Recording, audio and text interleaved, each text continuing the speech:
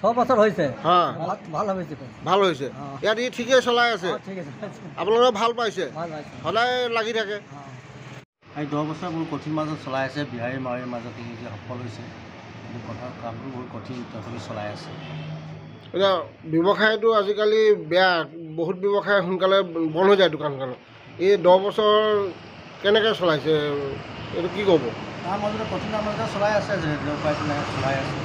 তথাপি সফলেই হৈছে যিমানটো কৰা দেখিছোঁ এতিয়া গাড়ী ক'ৰবাত লাগি ধৰে সি দৌৰ মাৰে সিটোও মাৰে নগাঁৱলৈ যাবলগীয়া হয় বা গুৱাহাটীলৈকে নহয় জানো গাড়ী এক্সিডেণ্ট হৈ যায় পল্টি হৈ যায় হয় হয় দৌৰ মাৰিব লগা হয় তাৰ মাজতে চলাই আছে আৰু 10 বছৰ ধৰি চলাই আছে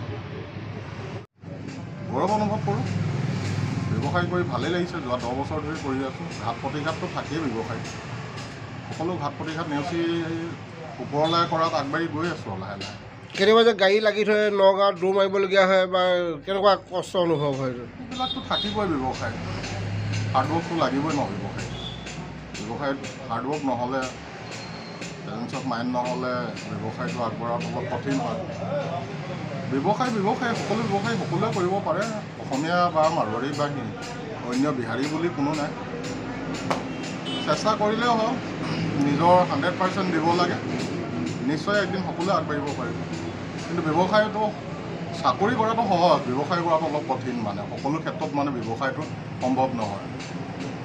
কিন্তু চেষ্টা কৰিব লাগে চেষ্টা কৰিলে আগবাঢ়িব পৰা